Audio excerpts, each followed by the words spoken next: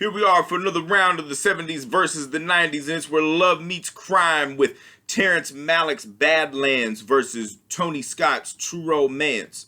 And this one was real fun. It had, let's just jump right into it. At the heart of it, it's the usual thing, like all the way back to like Bonnie and Clyde, the lovers doing a lot of fucked up shit and stuff.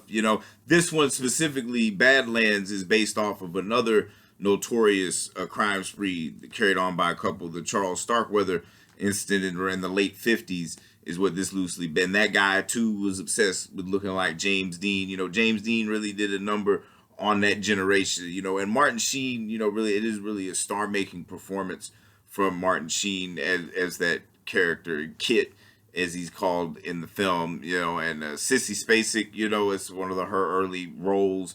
It's probably only the second or third film that she's done, and they got really good chemistry in it. Of course, Terrence Malick, wrote, directed, and produced the film, and he really is more of the intellectual director. He's not really too much into actually showing you a fucking movie. It's more like let's explore nature for a good hour, because this movie is like an hour and a half, but it feels so much longer than that.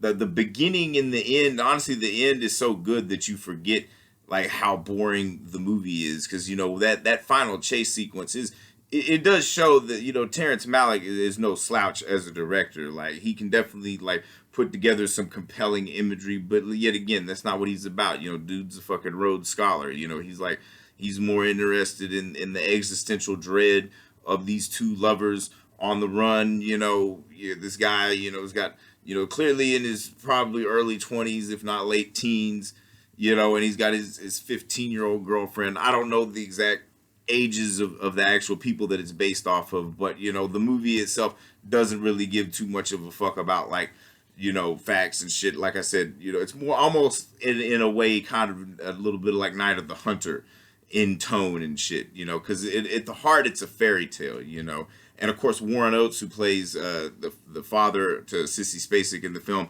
is, dude, no matter what Warren Oates is in, that motherfucker will steal the show and shit, but it's basically just, and Martin Sheen is very charismatic, like I said, very much a star-making performance for Martin Sheen, and honestly, he didn't really top that performance until he did Apocalypse Now. But and the thing about Terrence Malick is he's really good with his actors to just let him play around with shit, and of course all those guys in Martin Sheen's era, they were very enamored with Brando, so not only is he kind of doing a James Dean thing, but he's kind of mixing that up with Brando. I mean, they all got started in cinema from the same guy, Elia Kazan, and so it's just one of those things. The charisma of Martin Sheen can almost make you think that this is a good movie, but it's one of those. It's very much a film, the intellectual cinema that the 70s is known for, and a lot of people jizz over and stuff, and it's you kind of get taken into it, but this movie just drag. Honestly, voiceover is some of the laziest form of expression in the cinema, because anybody can just write a whole, it's almost like a diary. That is, well, I mean, that is what she's reading from basically, but it's just a cop out, and it's fucking lame as shit. And so, but we could also compared to something like True Romance, kind of the same basic. The thing about True Romance is it's not really based on any one thing. The thing about Tarantino, what he's good at is he has being pastiche of every single thing that fits to whatever fucking story he's trying to tell, and he knows how to tell stories, not just through the cinema, but also from reading novels and shit. And, the script for this definitely feels like something that Elmore Leonard would write or something, of that. And also just the kind of relentless balls to the wall films that the 70s were known for. And, cause that's the thing about and especially somebody like Tony Scott, who fully understands the cinema and especially understands the rhythm of a Tarantino script, because a lot of people don't. Around the same time, a good example is Natural Born Killers, but Oliver Stone wasn't trying to make a Quentin Tarantino movie, he's trying to make an Oliver Stone movie. You know, basically his statement for the '90s. But Tony Scott is definitely, he almost does Tarantino better than Tarantino. You know, there's only been maybe 3 or 4 instances where that's been accomplished. You know, Tony Scott, of course, with True Romance is one of them.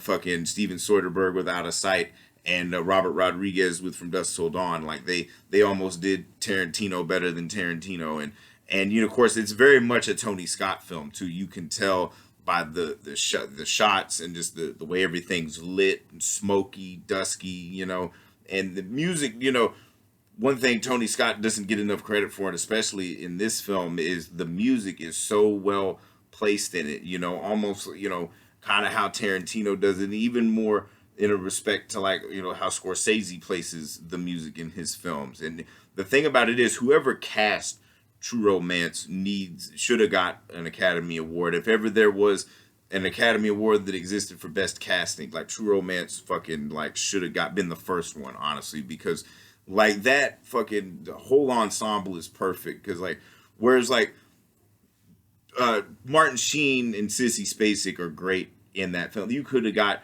countless other actors from that era to play those parts. I don't really think you could get anybody other than Christian Slater and Patricia Arquette to play Clarence in Alabama. You know, they make this shit so much their own that it's like, it's almost like them, you know. And then, like, of course, Clarence it's basically Tarantino, you know, all the rockabilly shit, dude's obsessed with Elvis, you know. The only difference is, you know, that the dude's working in a comic book store in Detroit instead of a video store in LA. But it's a very, you know, what's crazy, it seems like a very personal, if not probably the most personal script that Tarantino's written that I know of. It's probably deeper shit because, you know, I ain't the man or whatever, but it feels like that because everything that he was going through at that time, we see the struggling actor with Michael Rappaport's character that's played brilliantly. You know, he's like just hopefulness and naivety is great, you know, and there's a lot of other, you know, because just even like Christian Slater plays it like so good, you know, because that's the way with when you write something, you know, you really put yourself into it. And, you know, also like great fucking scenes. This movie is just like filled with insane moments. You know, Gary Oldman is Drexel, the white pimp. You know, those scenes are fucking phenomenal.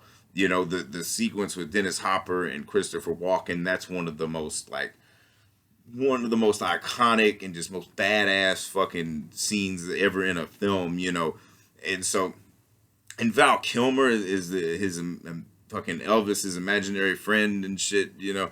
That might be my second favorite Elvis in a movie, you know. First one, of course, being Jack White in Walk Hard, you know. That shit's, let me started on that. But, you know, and even fucking like a Bronson Pinchot, fucking Sal Rubinek, you know, just every single person in this movie is so well cast. Even Brad Pitt as the fucking stoner on the couch for Floyd. Floyd smoked up a part of that dude smoked up half the letter, and then, like, you know, that dude, every fucking thing he can find to smoke, he's like the fucking MacGyver of smoking weed. This shit's fucking nuts. But at James Gandolfini, you know, a very, like, intense scene with him and Patricia Arquette, you know, and then just the way it's set up, that Mexican standoff at the end, and the way everything's just coming at him, you know. And it's like, you know, this is, and I don't know if it's just because I've watched this movie so many times, and every time I watch it, I fall in love with it all over again. You know, it's like, to me, this is like the romantic movie. I mean, why the fuck do you need to watch The Notebook when you have True Romance? I mean, the fucking title, it's literally in the title, True Romance, you know. And this is like the one movie that you can almost buy the bullshit because everything is so perfectly cast. And like, even though like it was originally written where they both die in the end, you know, because it's very Shakespearean, all the fucking layers and shit, they get pulled back, tragedy, all that shit. But, you know, Tony Scott understands how to make entertaining movies, you know, shit people want to see and people are going to want to watch over and over again. Is I like these kids too much, you know. I want to see them I want to see them win, you know, and that's fucking badass because, like, I mean, yeah, honestly, the movie itself could probably stand on its own if they died in the end, but, you know, sometimes you just need a little happy ending, you know. Let's not forget this is Hollywood, baby, you know, like.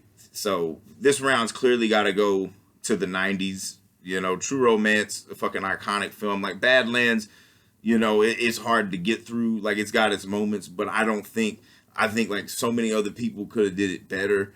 You know, Martin Sheen being the only one that maybe you can't outdo him, but I'd argue that you could have probably threw Harvey Keitel or, you know, maybe even De Niro. There's like a bevy of so, like, there were so many actors that could have done that role, but like, you know, Martin Sheen definitely makes him his own, and you know, much in like how Dustin Hoffman did with The Graduate. You know, it just like propelled him to stardom. You know, so deservedly so, because one of the best actors of all time. So, but still, plus Tony Scott's a way better director than Terrence Malick. You know, Tony Scott, one of the greatest directors of all time, and one of the few people that understood how a Tarantino movie is supposed to go. And so, because definitely one of the best scripts that Tarantino should have written. You know, dude should just be fucking like handing out, you know, just writing do nothing scripts for his friends to make, or even like, you know, just other directors that know what the fuck is up and type shit. But if anyone's keeping score, that's 22-23. The 90s just broke the tie. They're up by one again, you know, like shit straight up sizzling. You know, we got a lot of shit, you know, going on. Bonus rounds will pop up. This has been a main event, you know, and it was a heavy hitter, you know, but nothing fucking tops True Romance, you know, like it's one of the few times that somebody did Tarantino better than Tarantino. And like, if there's anything that I've said that you don't like, anything I said wrong or whatever you disagree with, feel free to eviscerate me in the comments. I don't give a shit. You know, like I said, I have no life. That's why I'm doing this shit. And so, you know, next up, next main event will be Pretty Maids on a Row versus Wild Things. There'll be bonus rounds here and there because I got so many of these matchups. Like, I got to know now what the score is going to be. I can't wait 3 to 5 years from now, whatever the fuck, because this is really just a rough draft to a doctoral thesis on the 70s and the 90s. You know, two of the greatest, if not the greatest decades, but which one was better? That's the whole point of this shit. And anybody that wants to debate, collaborate, whatever the fuck, or you got suggestions, you know, hit me up. I'm open to all kinds of shit. So, like I said, 22-23, 90s up by one, straight up sizzling, man. You know, Tony Scott, one of the greatest directors. That's the biggest takeaway there. Like, True Romance probably just might be the most romantic movie ever made. Who knows?